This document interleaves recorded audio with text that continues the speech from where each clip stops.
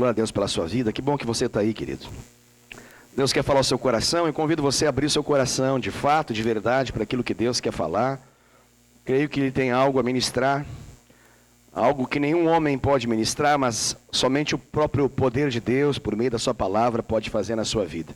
A palavra de Deus tem esse poder de transformar realidades, de estabelecer aquilo que é a vontade do Senhor para nós. Então, abra o seu coração, certamente Ele tem algo especial para falar contigo. Nessa noite nós vamos falar a respeito desse tema, cavando poços no vale. Cavando poços no vale. Amém? A palavra do Senhor, ela nos fala o seguinte, o relato bíblico de Gênesis capítulo 26, a partir do verso de número 12, diz assim: semeou Isaque naquela terra, a terra de Gerar, e no mesmo ano recolheu 100 por 1, 100 por 1, porque o Senhor o abençoava. Enriqueceu-se o homem, prosperou, ficou riquíssimo. Possuía ovelhas e bois e um grande número de servos, de maneira que os filisteus lhe tinham inveja. E por isso lhe entulharam todos os poços que os seus servos de seu pai haviam cavado, nos dias de Abraão, enchendo-os de terra. Disse Abimeleque a Isaque: aparta-te de nós, porque já és muito mais poderoso do que nós. Então Isaque saiu dali e se acampou no vale de Gerar, onde habitou. E tornou Isaque a abrir os poços que se cavaram nos dias de Abraão, o seu pai, porque os filisteus os haviam entulhado depois da morte de Abraão. E lhes deu os mesmos nomes que já seu pai lhes havia posto. Cavaram os servos de Isaque no vale e acharam um poço de água nascente. Mas os pastores de Gerar contenderam com os pastores de Isaque, dizendo: esta água é nossa. Por isso chamou o poço de Ezeque, porque contenderam com ele. Então cavaram outro poço, e também por causa desse contenderam. Por isso recebeu o nome de Sitna. Partindo dali, cavou ainda outro poço, e como por esse não contenderam, chamou de Reobote, e disse: porque agora nos deu lugar o Senhor, e prosperaremos na terra. Dali subiu para Berseba. Na mesma noite lhe apareceu o Senhor e lhe disse: eu sou o Deus de Abraão teu pai, não temas, porque eu sou contigo. Abençoar-te-ei e multiplicarei a tua descendência por amor de Abraão, meu servo. Então levantou ali um altar, e tendo invocado o nome do Senhor, armou a sua tenda. E os seus servos, os servos de Isaque, abriram ali um poço. Até aqui a passagem bíblica que nós vamos meditar nesse momento. Aleluia. Louvado seja o nome do Senhor Jesus. Como eu disse para você, essa palavra ao seu coração nessa noite, o título, o tema que eu quero ministrar é sobre cavar poços. O nome da mensagem é Cavando Poços no Vale. Cavando poços no vale. Nós estamos diante de uma palavra de um tempo de crise aqui. Essa palavra aqui, ela fala de um tempo de crise. A Bíblia fala que essa crise ela foi gerada por uma grande fome. Uma grande fome se estabeleceu sobre esse lugar aqui que nós acabamos de ler. Havia uma grande fome nos tempos, na época de Isaque. E ele, diante dessa fome extrema, ele foi tentado a sair do lugar onde ele estava e ir para uma terra que lhe parecia atrativa, lhe parecia melhor. E é justamente uma terra muito importante no contexto bíblico, porque é uma terra associada à escravidão espiritual, associada ao pecado, associado a maldições, que é o Egito. A Bíblia fala que Isaque ele foi tentado, ele chegou a pensar, cogitar em partir para a terra do Egito, e em sair da terra que Deus havia lhe prometido, que Deus havia declarado que era dele. E agora, diante dessa circunstância difícil, ele está inclinado a tomar essa decisão. Mas é importante você entender que Deus havia dito que essa terra aqui era uma terra que Deus daria para eles. Essa terra Deus abençoaria aquele lugar em função de Isaac. Mas a impressão que nos dá é que quando a luta vem, quando a batalha vem, quando a circunstância muda, nós somos tentados a tomar algumas decisões que não necessariamente é aquilo que Deus quer para a nossa vida. E nessa história aqui, os problemas chegaram sobre Isaac. Ele está agora diante de uma circunstância que ele está sendo tentado a sair do lugar onde Deus queria que ele ficasse. E às vezes as pessoas elas acabam literalmente saindo da vontade de Deus por sair do lugar onde Deus queria que eles estivessem. Eles acabam errando o caminho. Eles acabam dando passos contrários, longe da direção de Deus, daquilo que eles deveriam fazer para a sua vida. E aqui o caso de Isaac, ele nos dá essa informação importante para que a gente possa meditar, pensar aqui nessa noite. A Bíblia fala então que Isaac pensou, bom, eu vou para o Egito.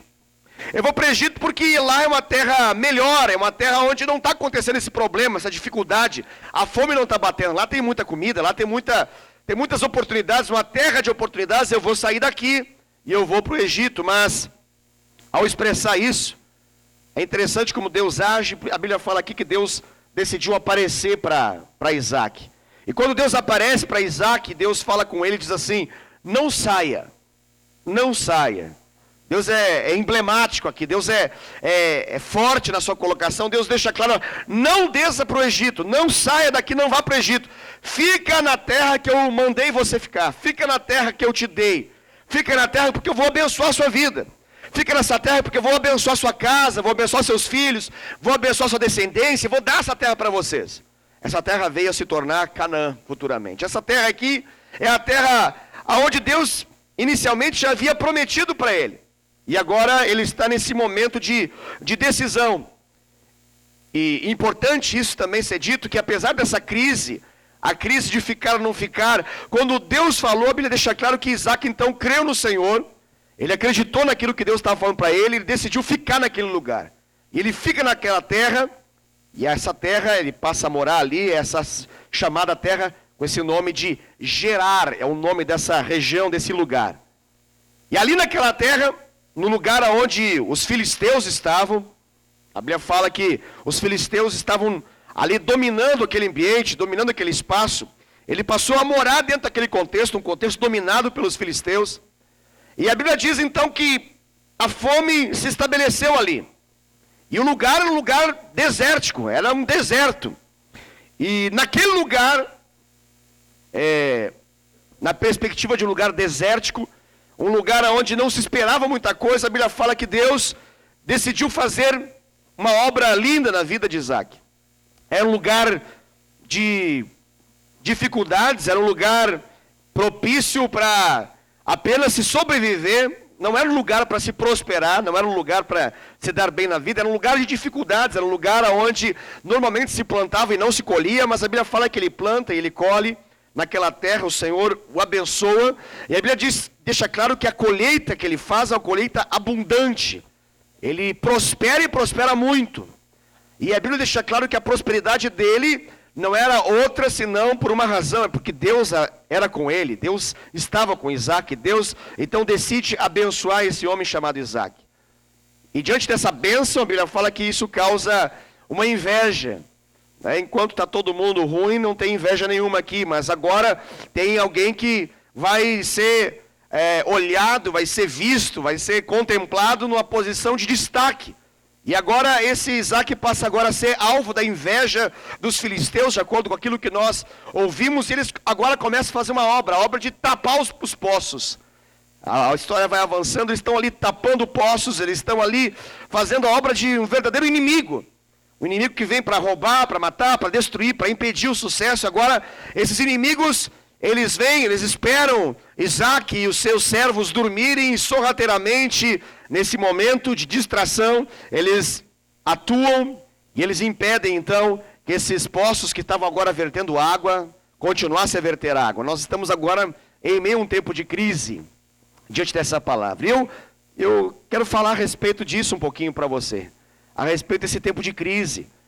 Por isso que o nome da mensagem é Cavando Poços no Vale, porque a Bíblia fala que, diante dessa circunstância, em um determinado momento, ele sai de Gerar, ele vai para o vale de Gerar. Esse vale fala de um lugar baixo, fala de um lugar desafiador. Não é um lugar alto, é um lugar baixo. Um lugar que, costumeiramente, nós imaginamos que não é um lugar onde grandes coisas podem acontecer. Mas Deus é um Deus de vales também. Deus é um Deus que pode fazer, nesses lugares baixos da vida, acontecer os seus grandes milagres e as suas grandes obras. Mas há um tempo de crise aqui. E que crise que é essa? Porque a gente precisa entender um pouquinho essa crise. A palavra crise, na verdade, ela se origina de uma ideia de que não é para ser um tempo de desgraça, não é para ser um tempo de derrota. Tempo de crise é um tempo como que numa balança, aonde nós medimos o que fica e o que sai. Aonde que é medido o que é bom e o que não é bom. É um tempo de reflexão, é um tempo de definições, de decisões. É um tempo que estabelece coisas maravilhosas para alguns e terríveis para outros, porque a crise ela pode ser comparada como uma encruzilhada. E nessa encruzilhada, algumas pessoas, na crise, acabam trilhando um caminho de desgraça. Enquanto outros, na crise, são aqueles que mais prosperam, aqueles que mais avançam, aqueles que mais crescem, aqueles que mais alcançam os seus sonhos, e essa história nos mostra isso.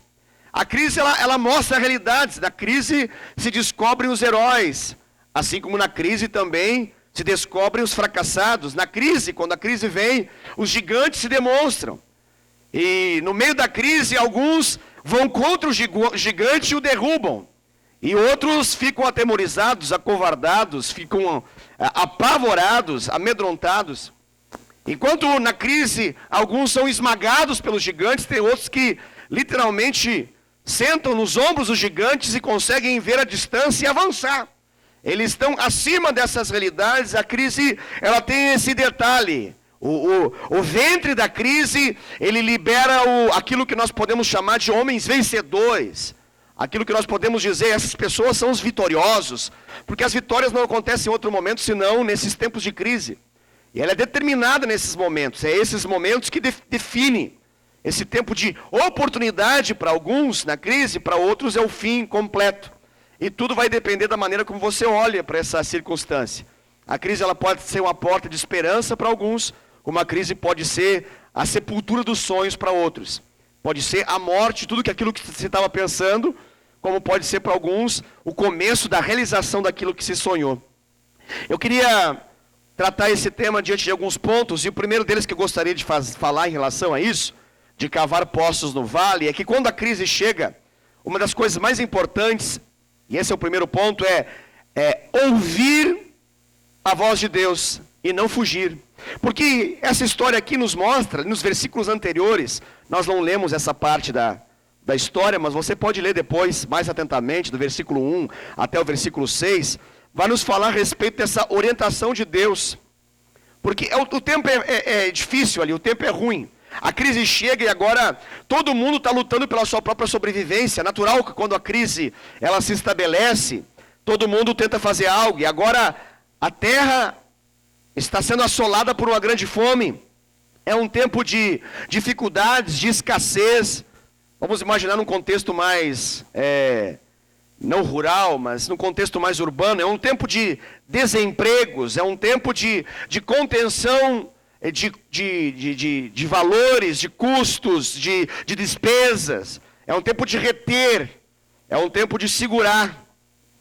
E a Bíblia fala que o Isaac aqui, diante dessa circunstância, é interessante isso, porque ele não senta e lamenta. No tempo da crise, quando a crise chegou, ele está disposto a se mover. E ele demonstra essa disposição. Ele está disposto a fazer algo.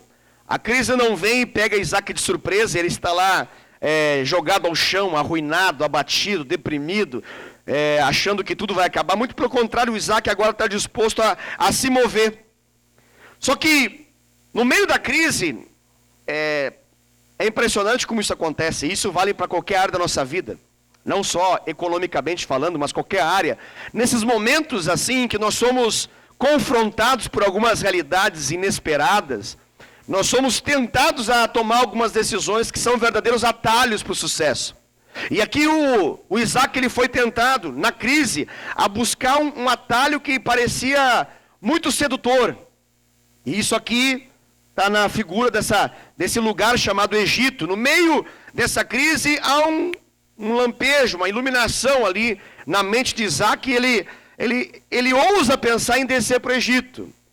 Por que o Egito? Porque naquela circunstância, o Egito era um lugar de riquezas, era um lugar de facilidades, era um lugar onde as coisas estavam acontecendo, era um lugar de soluções rápidas, era um lugar de resolver o problema rapidinho, de resolver a dor daquele momento. Só que o Egito, na verdade, é uma representação do pecado. O Egito aqui é uma representação do lugar de facilidades, mas que acaba nos amarrando, que acaba nos arruinando, que acaba tirando coisas de Deus na nossa vida, que acaba quebrando a nossa história com Deus. Um lugar de quebra de aliança, um lugar de escravidão, um lugar de maldições.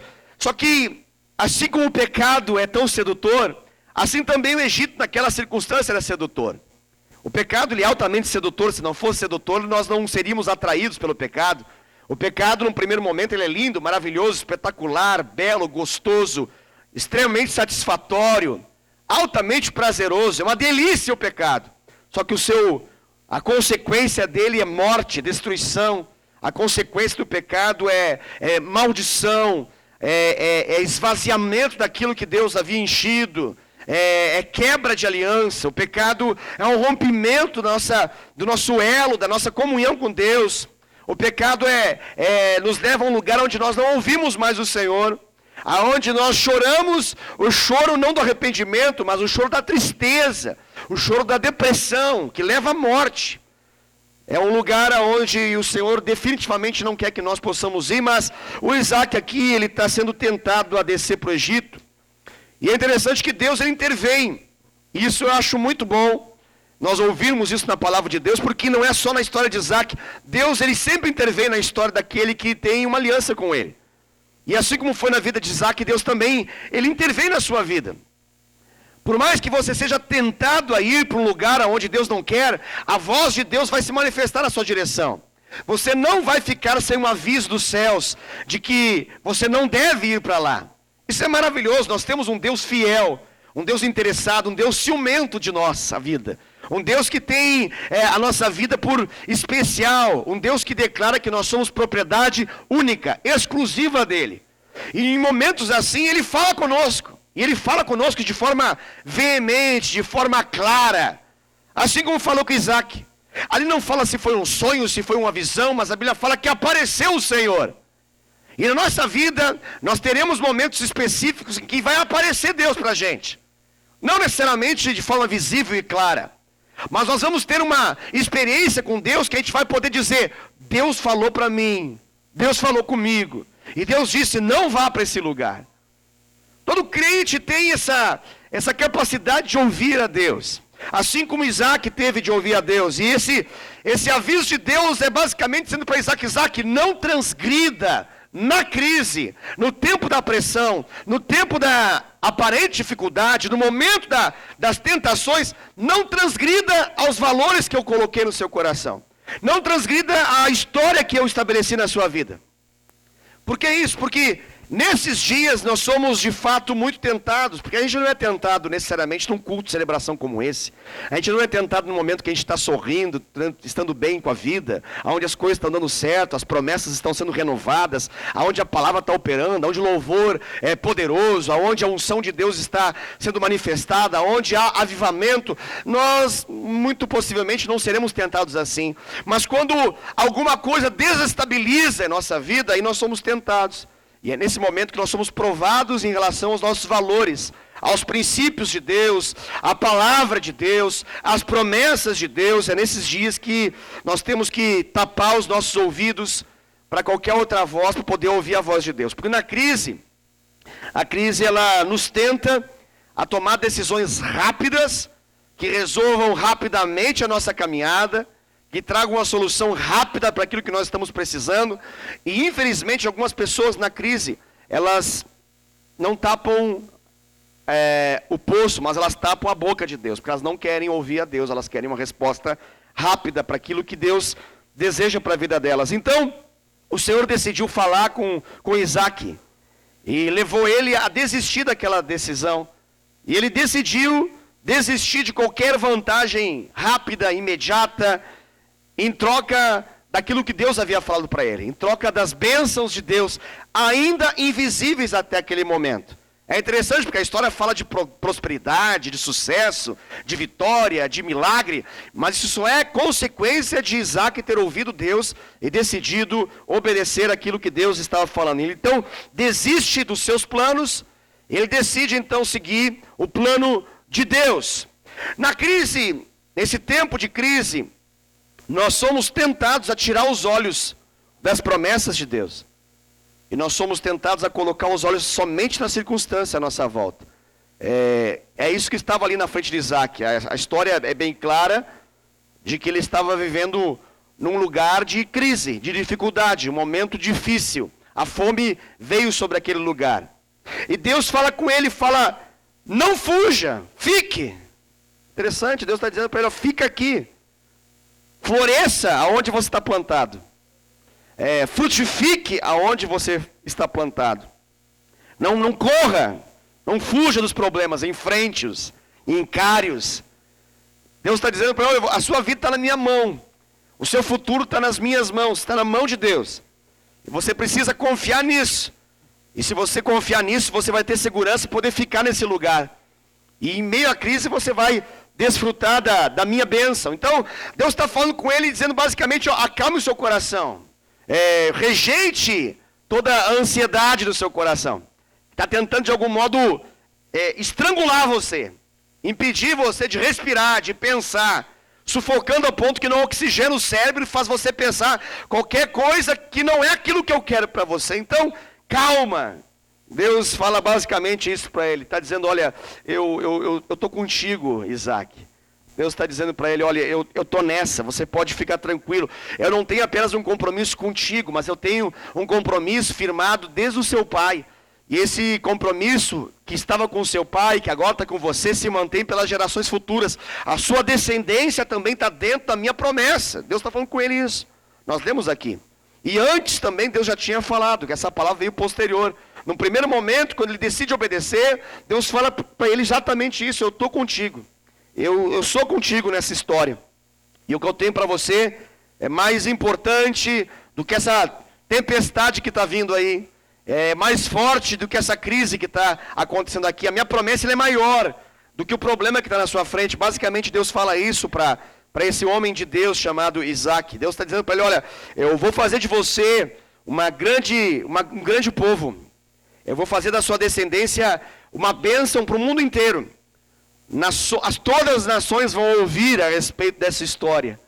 Esse é o caminho da história daquilo que vai se tornar mais tarde a história da nação de Israel. Deus estava falando com ele, olha, calma, fique seguro de que eu estou contigo e fique nesse lugar. A verdade, queridos, é que diante dessa circunstância nós podemos chegar a alguma conclusão e nós podemos entender que a razão da nossa vitória não é a ausência de problemas, mas é a garantia de que Deus está conosco. E Ele é aquele que garante a vitória. Nós não somos vencedores porque nós não temos problema nenhum, dificuldade alguma, circunstância difícil nenhuma. Muito pelo contrário, nós temos e temos muitas. Mas a garantia da nossa vitória é a certeza que há um Deus que nos dá a vitória. Um Deus que permanece conosco, que fala que Ele está conosco. Só que na hora da crise nós temos que ter a capacidade de não ficar racionalizando, fazendo cálculos matemáticos para poder concluir alguma coisa. Isso é um grande desafio para nós. E nós somos pessoas muito hábeis, muito capacitadas, né? Nós somos pessoas tão rápidas para poder fazer cálculos. Nós sabemos que 2 mais 2 é 4, 4 mais 4 é 8, e 8 mais 8 é 16, 16 mais 16 é 32. Nós sabemos tudo isso. E essa lógica matemática, essa lógica de cálculo, essa lógica, ela nos atrapalha em relação à lógica de Deus. Porque a lógica de Deus não respeita muito essa métrica. A lógica de Deus não respeita muito essa mente cartesiana. Essa maneira de pensar de maneira com raciocínio lógico por trás. Deus ele age de uma maneira às vezes muito ilógica. E aqui Deus está falando um negócio que parece uma grande loucura. Evidentemente o Egito é mais atrativo, mas Deus fala para ele, não desça ao Egito.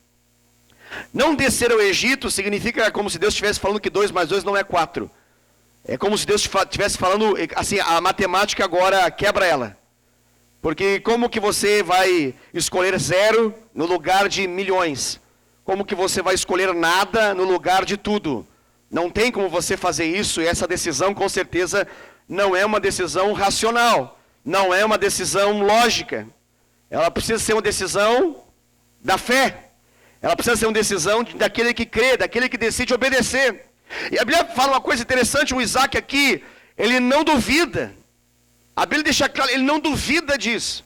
Que coisa maravilhosa é isso. Ele ouviu uma vez a voz de Deus aqui, não foi 2, 3, 4, não foram 10 pregações, 5 profetas, 3 apóstolos, 3 ensinamentos, não fez um curso de ouvir a voz de Deus, ele ouviu uma voz, a voz de Deus, uma vez. Isso foi suficiente para ele.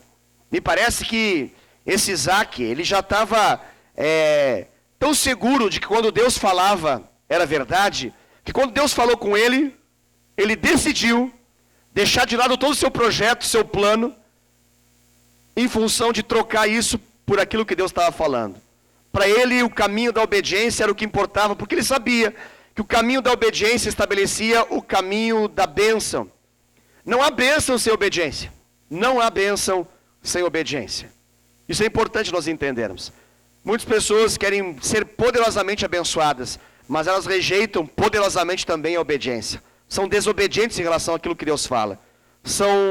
Não são rápidas em obedecer àquilo que é a vontade de Deus. A Bíblia fala, aqui nos menciona que Deus falou com Isaac e ele falou o seguinte, olha, não desça ao Egito. E simplesmente a Bíblia deixa claro que decidiu então Isaac ficar no lugar onde estava, na terra de Gerar. E no meio da crise ele não fugiu de Deus, não fugiu do que Deus havia dito, ele decidiu obedecer.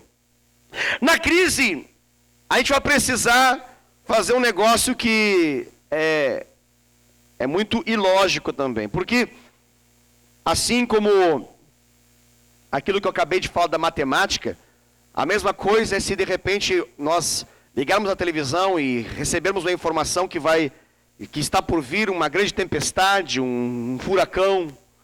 Obviamente, a lógica é pensar o pior. Quando nós somos informados de que alguma coisa grave está por vir, a nossa mente é bombardeada com uma ideia pessimista. Nós criamos um prognóstico do desastre.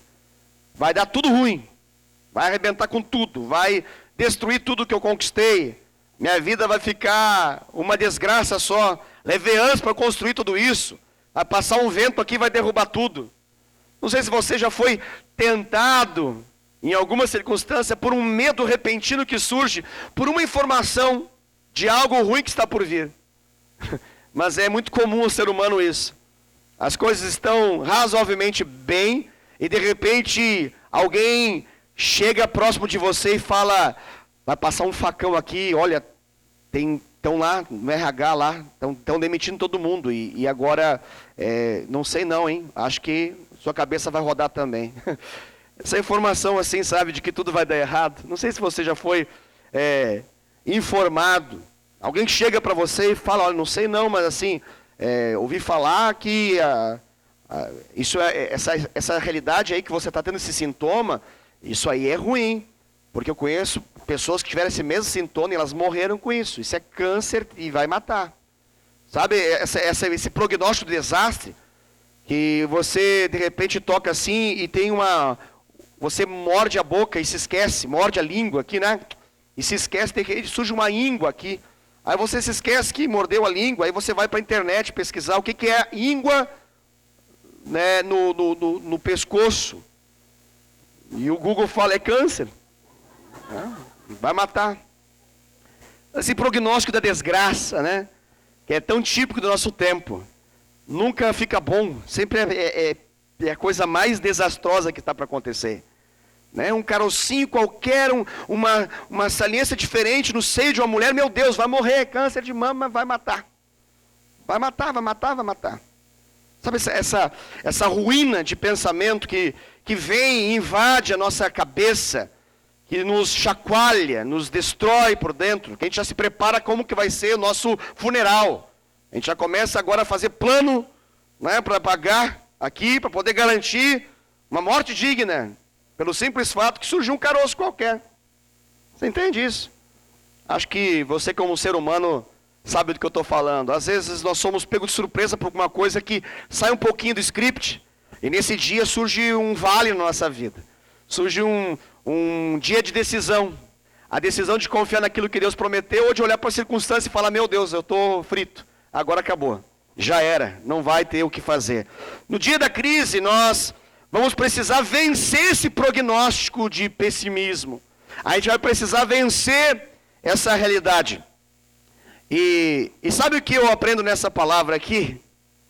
Porque quando você recebe qualquer informação do tipo, o caminho lógico, natural, matemático, assim como a gente sabe fazer 2 mais 2 é 4, 4 mais 4 é 8, 8 mais 8 é 16, 16 mais 16 32, a gente também sabe a subtração. Então se está no 32, qualquer coisa menos alguma outra coisa vai ficar ruim até zerar. Então, às vezes, surgem algumas circunstâncias que elas estão dizendo para nós, ó, vou tirar tudo de você. Vai ficar ruim ao ponto que não vai sobrar nada. Esse é o prognóstico da desgraça, é o prognóstico do pessimismo. O que eu aprendo dessa palavra? Terra de fome, lugar desértico, o que o Isaac faz? Ele senta e chora, não é mesmo? Não. Ele lamenta. Não é isso que ele faz? Não? O que ele vai fazer, irmãos? Ele vai? Não sei, pastor, fala de uma vez, tá bom? Semear, ele vai semear. Ele vai semear. Aonde ele vai semear, pastor? Num lugar assim, uma relva tranquila, assim, sabe? Num lugar assim, já acostumado a dar muito fruto. É isso? Não, ele vai semear ali, no lugar da desgraça. Ele vai semear. Não sei se você já semeou alguma coisa, literalmente, assim como um semeador faz, pega a mão, abre a terra, coloca a semente lá embaixo, fecha, trabalha talvez a terra antecipadamente. Não sei se você alguma vez já fez isso. Mas, se for uma hortinha qualquer, já dá um certo nível de trabalho. Agora, semear para comer e viver disso, dá trabalho lascado, irmão. Dá trabalho. Eu sei porque tem pessoas aqui que trabalham com isso e podem vir aqui na frente e nos ensinar a respeito da obra de semear e colher depois. Agora, semear quando as coisas estão propícias, isso qualquer pessoa bem intencionada é capaz de fazer. Agora, semear no dia que chegou a informação, vai ficar ruim totalmente, isso é só para aqueles que têm uma palavra da parte de Deus. Para aqueles que sabem que Deus é fiel para cumprir aquilo que prometeu. E agora, muitos podiam dizer para ele o seguinte, olha, esse lugar, o Isaac vai fazer, eu vou semear. Imaginando assim, né? A cena. O semeador sai a semear. Aí vem os avisos, né? Porque sempre vem os avisos daqueles bem intencionados enviados pelo diabo, assim, sabe? Bem intencionados, pessoas assim, que nos amam tanto, que querem a nossa desgraça, sabe? Há pessoas que chegam pra gente e falam assim, você vai fazer o quê? Eu vou semear, tá de brincadeira? Você é um fanfarrão, você é uma gracinha. Você vai fazer o quê? Eu vou semear aonde? Aqui no deserto? Mas deserto. Deixa eu te explicar uma coisa óbvia, básica, a gente está no deserto. Não vai dar.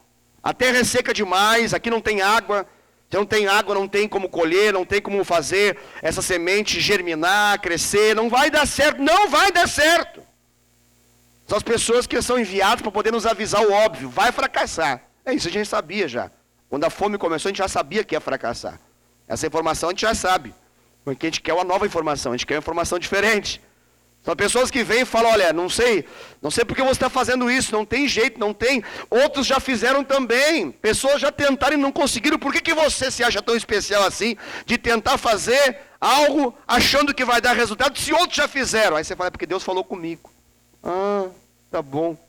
Então tá. Então se Deus falou com você, faça essa loucura. Eu não sei tudo o que aconteceu com Isaac, mas eu sei que ele estava disposto a recusar qualquer outra voz, porque ele estava seguindo uma voz. E essa voz era a voz de Deus. O Isaac, ele rejeitou, ele se recusou a ouvir qualquer ideia de fracasso. Já teve situação assim na sua vida que você teve que falar assim, ó, eu vou ser surdo para toda ideia de fracasso em função daquilo que Deus falou para mim? É isso que o Isaac aqui está vivendo. Ele estava desafiando tudo agora. Em nome do quê? Em nome daquilo que Deus falou para ele. Como assim, pastor? Ele está desafiando o tempo, não tem chuva, é tempo de seca, fome está instalada. Ele está desafiando as previsões. Os meteorologistas estão dizendo, olha, não vai chover, não adianta fazer nada. Tenta imaginar essa lógica. Os prognósticos ele está desafiando todos. E a Bíblia fala o quê? A Bíblia diz lá, semeou Isaac na terra. Isso é fácil de ler, desafiador de viver. Porque a gente lê e fala, que legal essa história, linda essa história, deve ser muito interessante essa história. Mas viver isso é o grande desafio. Semear na terra, quando está tudo ruim, esse é o desafio dos crentes, daqueles que creem no Senhor. O Isaac, ele estava decidido a não se entregar à murmuração, a não se entregar à reclamação. O que ele fez? Ele semeou. Deixa eu liberar uma palavra sobre a sua vida. Eu queria dizer para você, semeie. Semeie. Porque só quem semeia, colhe. Então semeie no seu casamento, semeie no seu trabalho, semeie no seu ministério, semeie nessa igreja, semeie naquilo que você entende que é de Deus para você. Mesmo que todo o cenário seja ruim, mesmo que seja um cenário desértico, completo deserto, ainda assim, tenha a coragem em Deus de falar, de fazer aquilo que Deus está falando. A Bíblia fala, discípulos pescadores, acostumados, conhecedores das águas, eles estavam lá tentando ter os peixes, pescar os peixes, obviamente, e não pegaram nada. Jesus chega na cena e fala assim, lança as redes ali. Passamos a madrugada inteira aqui fazendo isso. Não, mas lança, segundo a minha palavra, lança. Então foi lá, lançou as redes e puxou. E agora, em função da palavra do Senhor, as redes estavam cheias.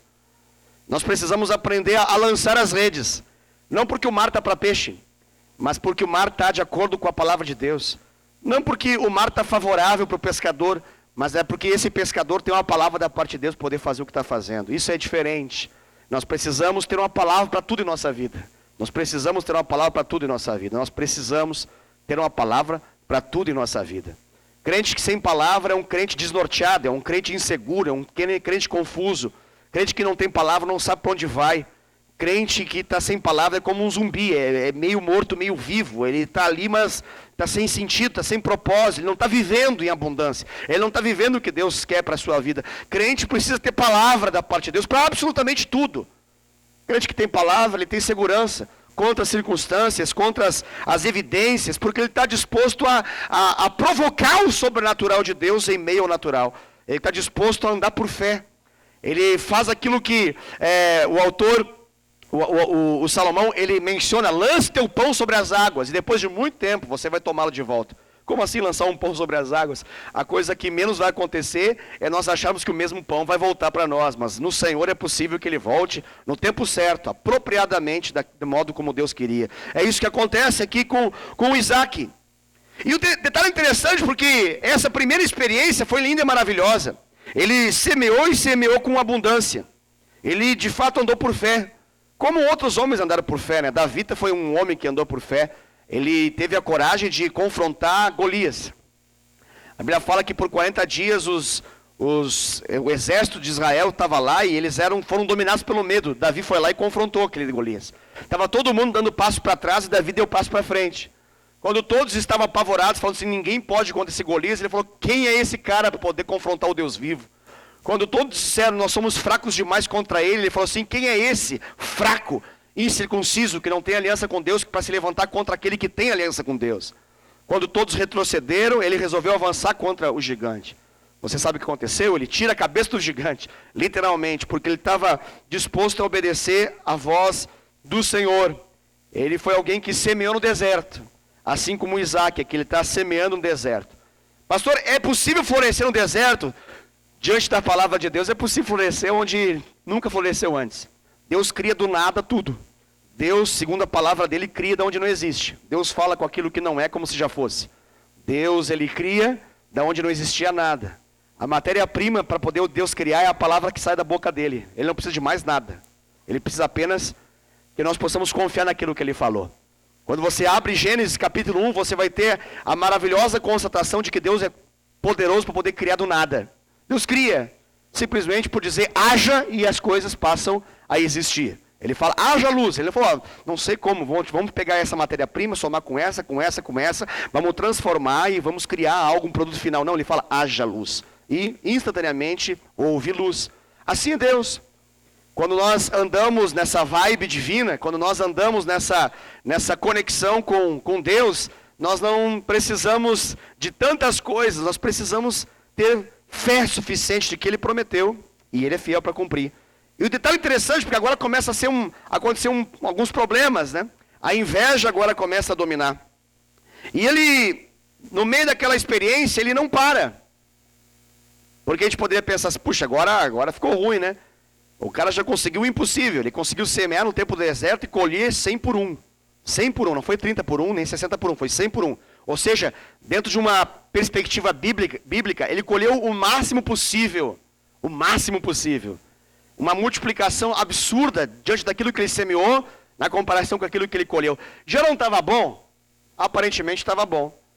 Mas parece que não está tão ruim que não possa piorar um pouco mais aqui, né? Porque já estava ruim a circunstância inicial. Ele conseguiu um certo sucesso. Mas agora no sucesso que ele teve, a Bíblia fala que ele se torna rico naquela circunstância, ele desperta a fúria dos filisteus. Agora surge um negocinho chamado inveja ali. A inveja, ela me parece aqui que ela é uma realidade que se demonstra não quando está todo mundo na desgraça. A inveja acontece quando alguém está se sobressaindo, quando alguém está indo bem. Né? Não me parece que a gente está tão disposto assim a ficar dando pedrada em árvore que não dá fruto, né? São nas árvores que dão fruto que a gente dá pedrada, né? Então aqui é justamente esse momento. Agora o Isaac ele está bem, aparentemente vai dar certo. E quando no meio do deserto surge essa circunstância, talvez o Isaac poderia parar, ficar entristecido, desanimado, pensar novamente em voltar para o Egito. Não, ele decide agora apostar numa atividade. E ele vai se tornar perito nessa atividade. Ele vai ficar especialista disso. A especialidade de Isaac passa a ser cavar poços, abrir poços. Interessante isso, né? O Isaac agora começa a se tornar um especialista no tempo da crise. No tempo desafiador da crise. Ele começa uma atividade ali. E na verdade já herdou de casa, né? Seu pai, no tempo do seu pai já acontecia isso. E ele agora começa a cavar. E em primeiro momento ele começa a cavar sobre aquilo que já tinha sido cavado. Num primeiro momento, ele aposta no legado. Ele aposta na herança. Ele aposta naquilo que ele herdou do seu pai. Isso é maravilhoso.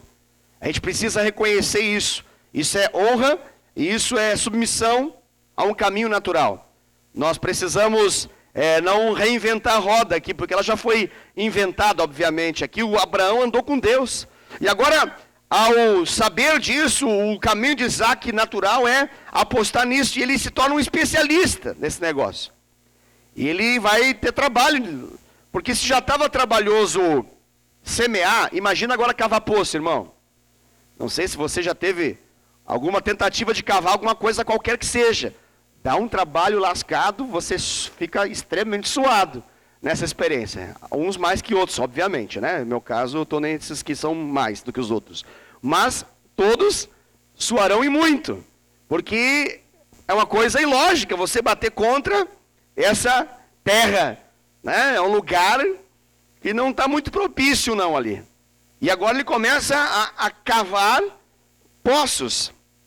O que dá para aprender com isso aqui? Me parece que ele está disposto a viver milagres em Deus, mas ele está disposto a mostrar para Deus que ele quer de fato. Que ele está disposto a vestir a camisa daquilo que Deus pode fazer. A pagar preços de obediência. Ele está disposto a obedecer com afinco, com vontade. Porque tem gente que fala assim, eu quero muito obedecer. Eu vou obedecer. Pode ficar tranquilo, eu vou obedecer. Mas só fica no papo, só fica na fala, só fica na expressão. O Isaac, ele de fato suou. A obediência de Isaac aqui demonstrava suor. Eu falo isso porque às vezes a gente pensa assim, algumas pessoas podem pensar, eu quero passar no tal concurso, mas não estudam. Eu quero passar no tal vestibular, mas não estuda. Eu quero trabalhar na tal empresa porque ela é muito bem sucedida, mas não faz nada por isso. E espera que as coisas literalmente caiam do céu. Deus pode fazer, pastor? Deus pode fazer, obviamente, mas Isaac ele tinha um princípio. Ele queria deixar bem claro para Deus que a parte dele ele faria. Ele contaria com o sobrenatural de Deus. Ele contaria com Deus que faria o milagre acontecer no lugar do improvável. Muitos aqui são improváveis, mas nós somos chamados a provar como improváveis que nós de fato queremos. Que Deus possa manifestar a sua glória na nossa vida. Esse homem aqui, o Isaac, ele fica muito próspero. E no meio da sua prosperidade, não me parece que ele está agora deitado, curtindo, mas ele desfruta dessa prosperidade, vem o tempo da inveja, e agora ele tem uma situação a resolver na vida dele. E ele decide continuar, avançar. Ele vai à luta. E nesse negócio de ir à luta, ele descobre uma grande oportunidade na sua vida. Ele descobre um talento.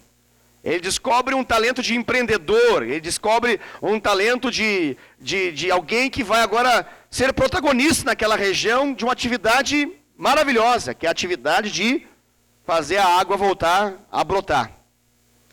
E o Isaac ele não fica reclamando, mas ele decide ouvir a voz de Deus. Eu aprendo algo também aqui dessa experiência do Isaac, porque a Bíblia deixa claro que ele colheu 100 por 1, né? 100 por 1. Me parece que é uma informação de Deus aqui, de que quando nós fazemos o nosso ordinário, Deus se encarrega de fazer o extraordinário dele. Quando nós fazemos aquilo que nos cabe fazer, em nome do Senhor, Deus se encarrega de fazer aquilo que nós, por mais que tentássemos, nunca conseguiríamos. Deus ele faz a sua parte, mas ele precisa da nossa fé operando. A Bíblia fala que sem fé é impossível agradar a Deus. Hebreus capítulo 11, verso 6, deixa muito claro que a atividade do Senhor, ela é como uma reação à nossa atividade da fé.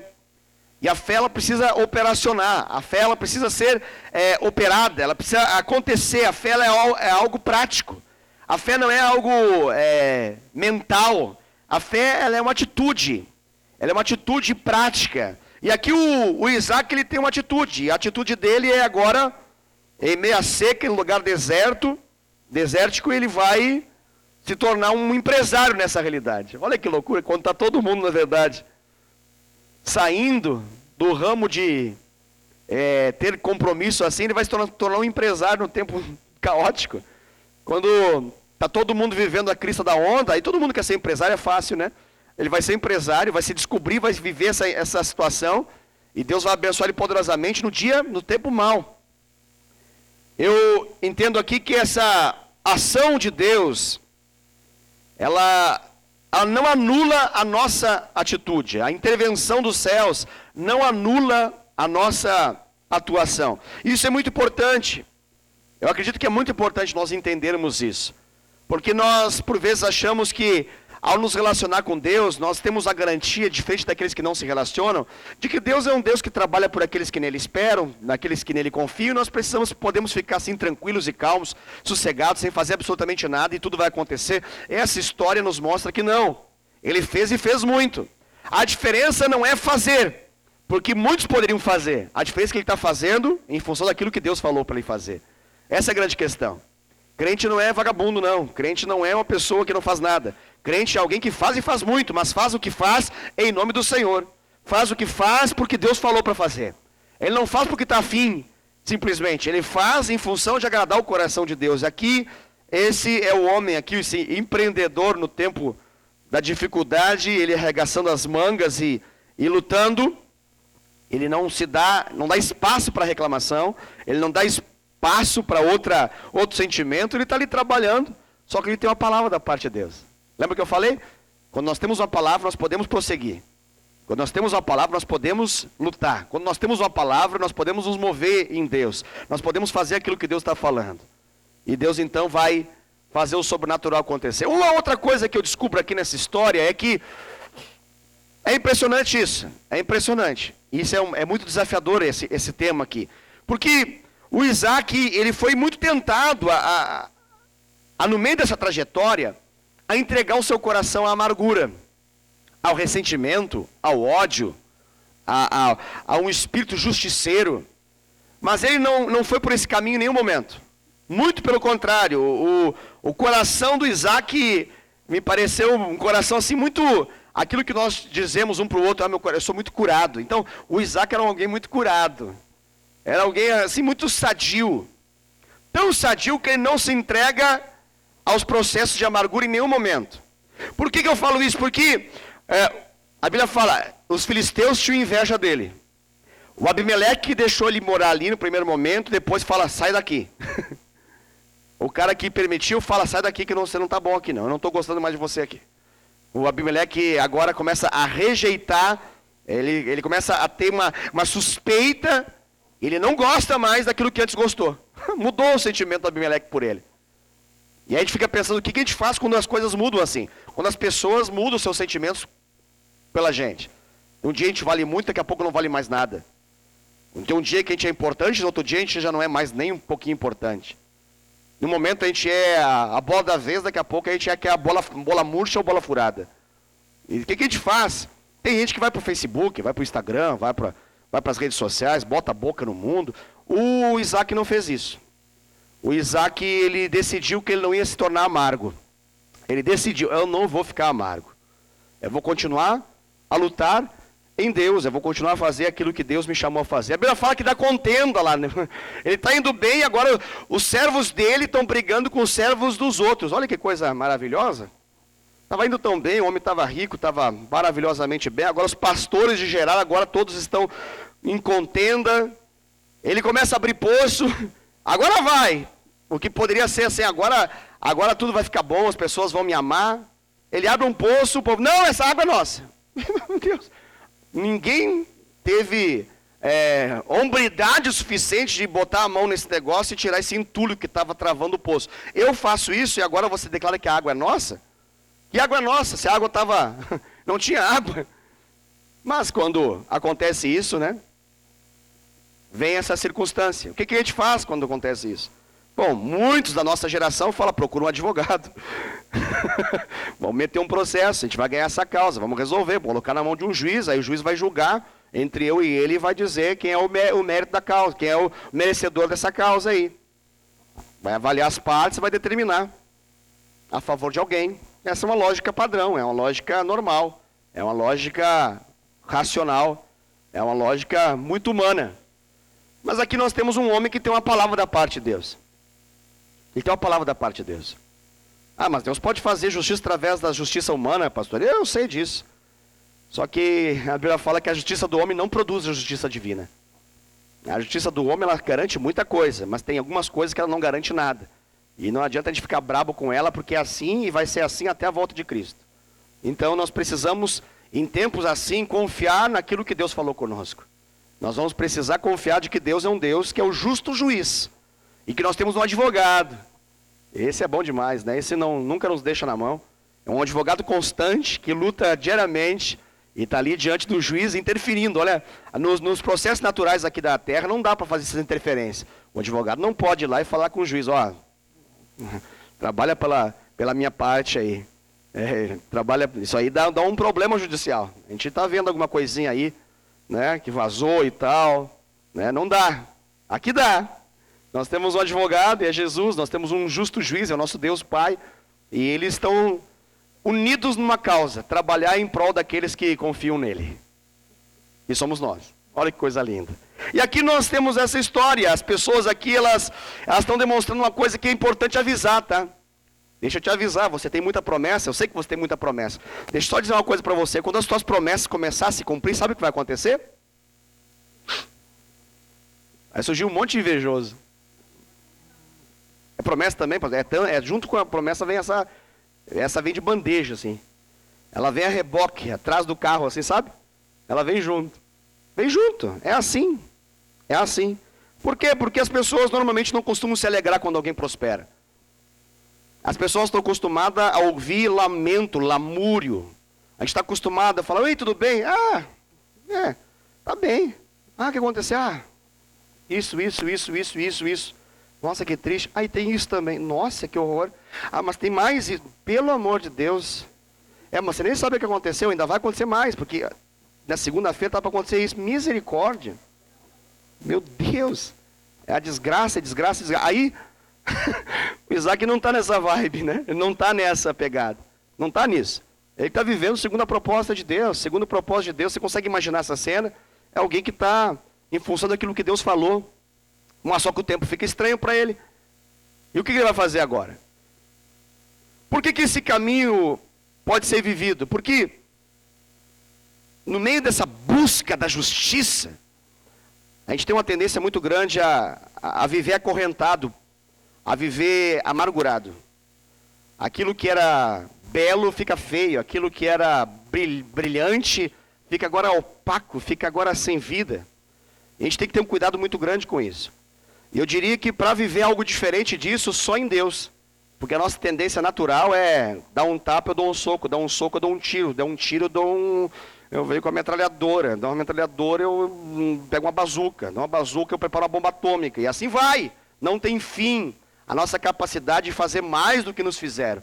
Porque não basta fazer sofrer do mesmo modo que nos fizeram, tem que sofrer mais.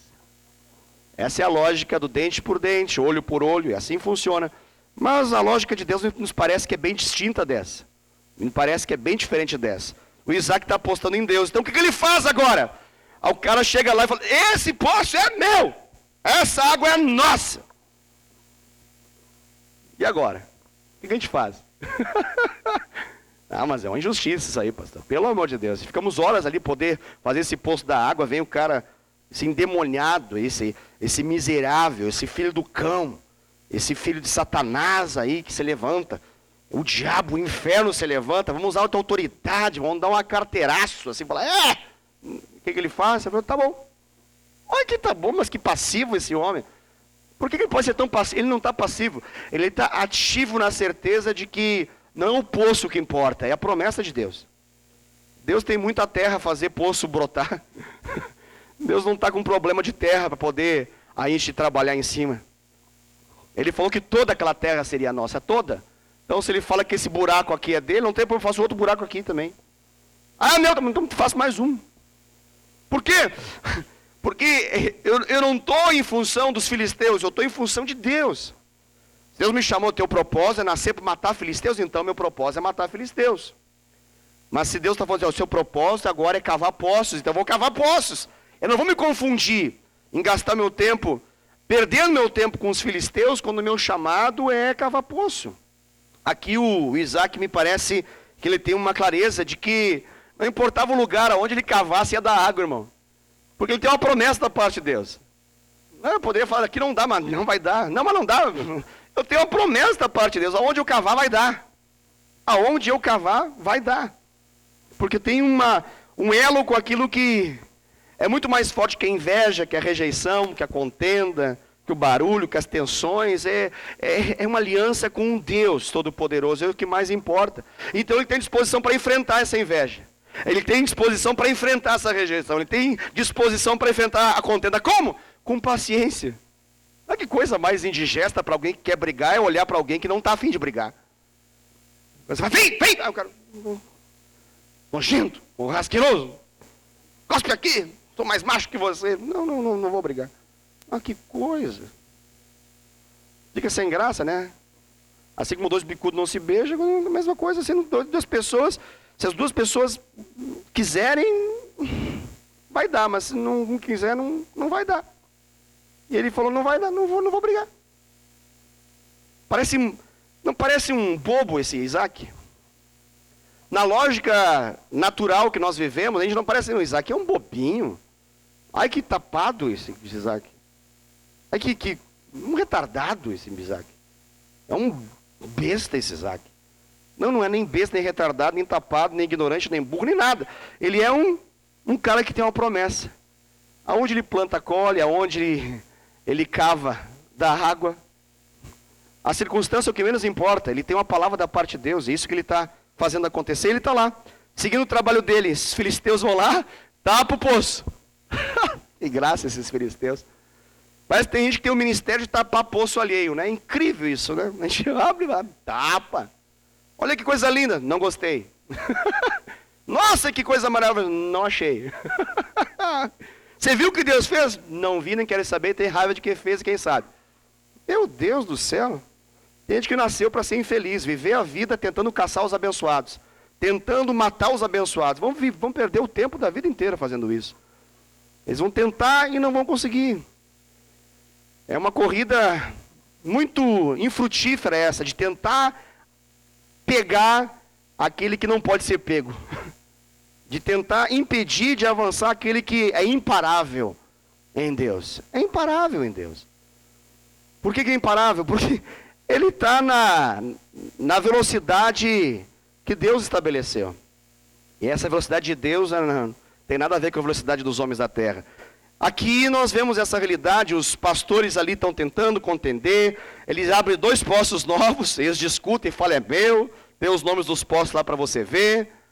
Mas me parece que ele está sempre buscando continuar. O cara é imparável mesmo. Sabe, eu queria ministrar isso ao seu coração, dizer para você que há uma possibilidade de você ser imparável. Que Satanás, seus demônios, que as dificuldades, as pessoas, talvez em meio às suas más intenções, não conseguirão parar você, a não ser que você permita de fato. Mas se no nome do Senhor você não quiser, e se você tiver uma palavra da parte de Deus para poder fazer o que você faz, você é um imparável. É um imparável. Nada poderá te parar. Nada. Absolutamente nada. O Isaac aqui, ele me mostra, e olha que eu sou um gaúcho, tá? Um gaúcho aqui é ministrado por Deus, é uma benção. É uma benção. Então o Isaac nos ensina que o melhor é sofrer o dano. Ele nos ensina que é melhor sofrer o dano do que brigar, buscando os seus interesses. Eu não sei, ele não era gaúcho, mas ele é judeu, eu conheço um monte de judeus aí na terra. E judeu é um bichinho arretado para briga, rapaz, não é fácil não.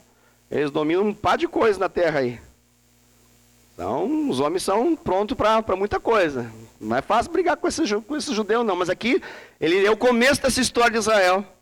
Me parece que ele tem um sangue que corre com força nas veias também. Me parece que o sangue dele também aquece como o meu aquece, como o seu aquece. Mas ele tem aqui uma capacidade de dizer para si mesmo, eu não vou parar para poder ficar nessa briga em função de um poço que eu posso abrir outro.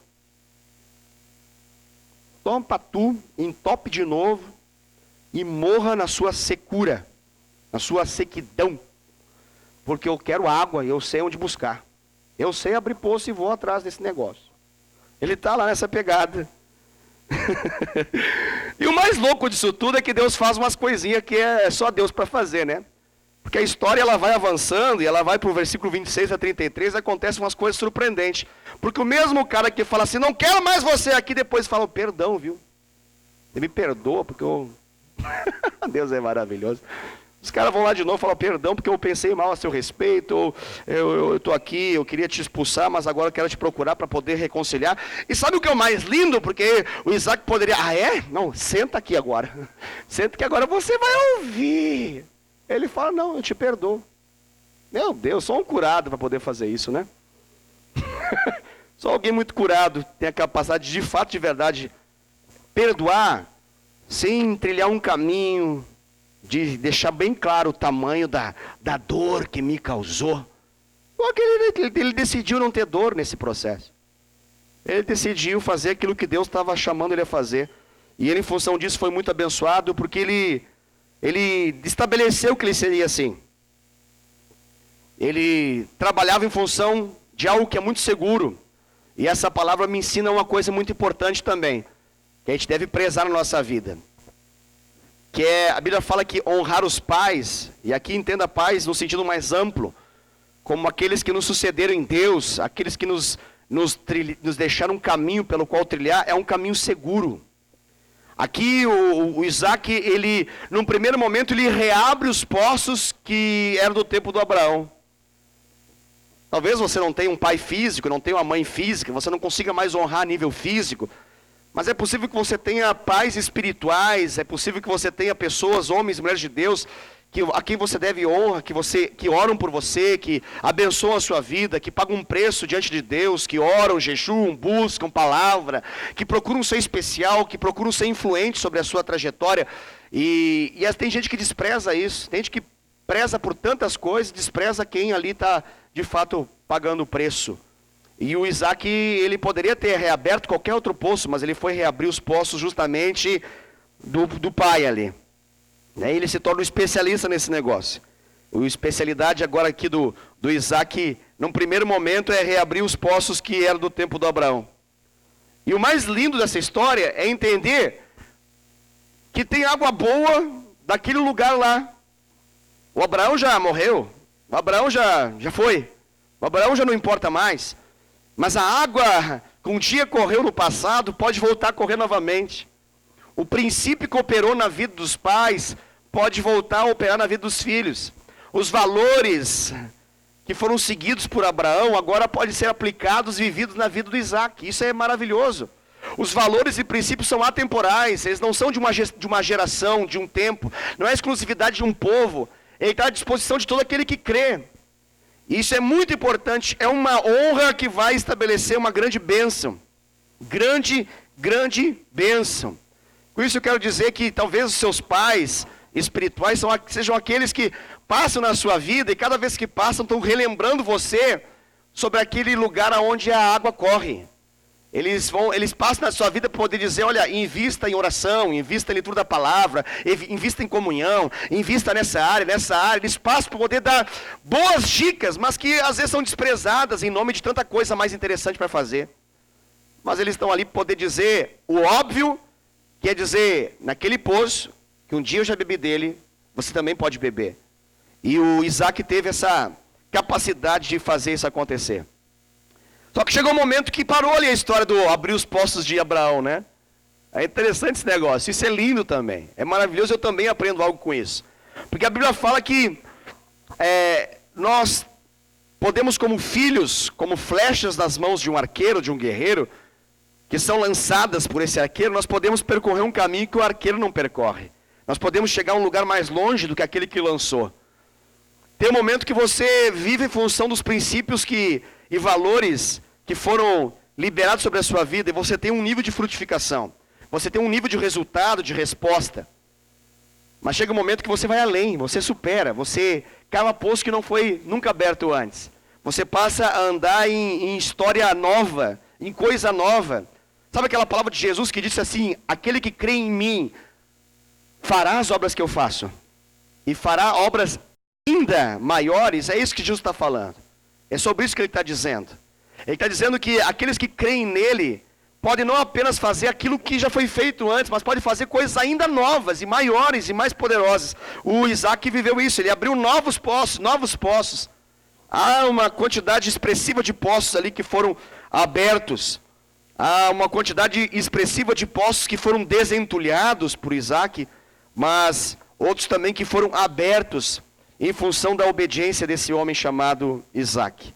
Isaac, ele era um homem próspero, ele era um homem temente a Deus, ele era um homem interessante porque, isso aqui é muito importante, eu já estou finalizando com essa informação. O Isaac, ele conseguia fazer uma coisa que é um grande desafio para todos nós aqui. Ele conseguia conciliar espiritualidade, vida espiritual, com trabalho secular, trabalho normal do dia a dia. A Bíblia fala que ele entregava altares ao Senhor em função do seu trabalho.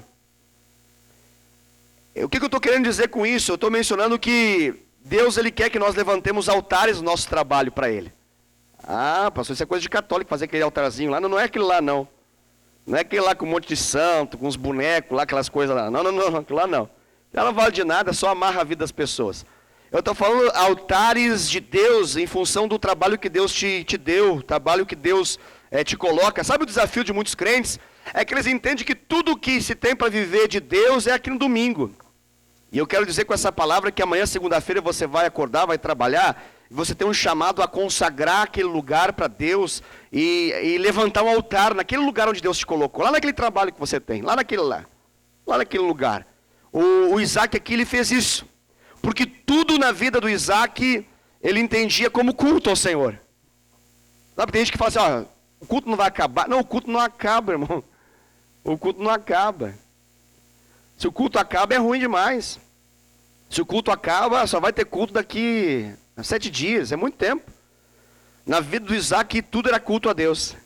Por isso você vê um cara que ele entra no lugar e ele levanta um altar a Deus. Ele vai para outro lugar e levanta um altar a Deus. Ele está ali para poder glorificar o Senhor em tudo que ele faz. O grande desafio da sua vida, da minha vida, é glorificar a Deus em tudo que nós fazemos. Entender que aquilo que Deus nos deu, Ele nos deu para que Ele possa ser glorificado naquela realidade. Ele vivia essa realidade não apenas num domingo qualquer. Ele vivia essa realidade todos os dias da vida dele. Você consegue visualizar isso? Você entrar no seu escritório amanhã e fazer daquele escritório um altar de devoção a Deus? Ah, pastor, nem sei como é que faz um negócio desse, mas eu acredito que você vai ser conduzido por Deus a fazer. Você entrar lá na sua oficina, ou entrar no lugar onde está pintando, no lugar onde você vai colher, onde você vai vender, no lugar onde você vai atender as pessoas, no lugar onde você vai dar aula, no lugar onde você vai trabalhar, onde você vai fazer aquilo que você sempre faz, e você tornar aquele lugar um lugar onde Deus pode ser glorificado, onde o extraordinário de Deus pode acontecer. Eu acredito que é bênção, porque às vezes o seu deserto não está aqui está bênção. Às vezes o seu deserto está lá na segunda-feira, quando você entra no trabalho e fala, meu Deus, que deserto esse lugar. Jesus, agora não aguento isso aqui. Aí o que eu faço, pastor? Semeia. Semeia. Ah, pastor, tudo que eu não quero fazer é semear. Já estou largando os betes, já estou largando os tacos, eu já estou colocando a chuteira ali. Acabou, não quero mais. Aí Deus fala comigo, semeia. Semeia e permita que Deus traga o extraordinário à tona.